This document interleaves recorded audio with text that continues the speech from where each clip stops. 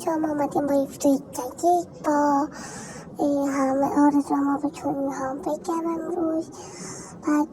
اول باید توی این تابلو که الان آوردم واسهتون بنویسم آرزوهامو که یادم بمونه و نوشته برای بچه ها. خب بذارید همینطور بهتون بگم.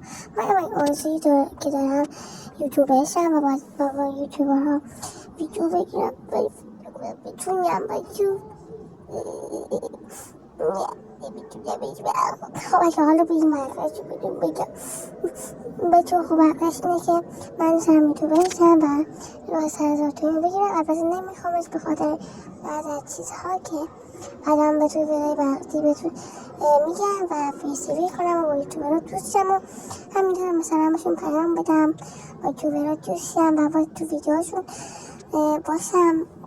خب بچه ها که دوست دارم چیکار کنم دیگه؟ دوست دارم یه یوتیوبر خیلی معروف شم مثل بقیه یوتیوبرها و باشون ویدیو بگیرم و اونم تو ویدیوی من باشن و شما هم هدف بزرگم اینه که شما رو خوشحال کنم. خیلی فکر نکنم یادتون برمد شد مزرگیشون کنم. خب بچه ها بریم بقیهش رو بدون بگم.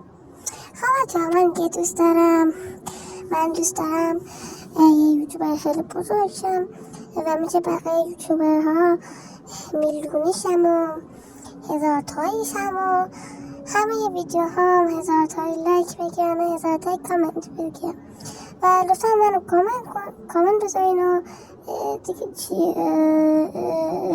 2000 years later و دیگه هم بچه‌ها لطفا منو حمایت کنین و سابسکرایب کنین و لایک کنین و کامنت بذارید که من بدونم. اگه دوست دارین دیگه اینو ویدیو بگیرم تو کامنت ها لطفا به هم بگید و سوالایی که دارید ازم بپرسین تا توی یه شورت ویدیو بهتون بگم سوالاتون رو جواب بدم. البته بعضی از سوالا به سوال خودم جواب میدم چون بعضی از سوالا رو نمیخوام جواب بدم.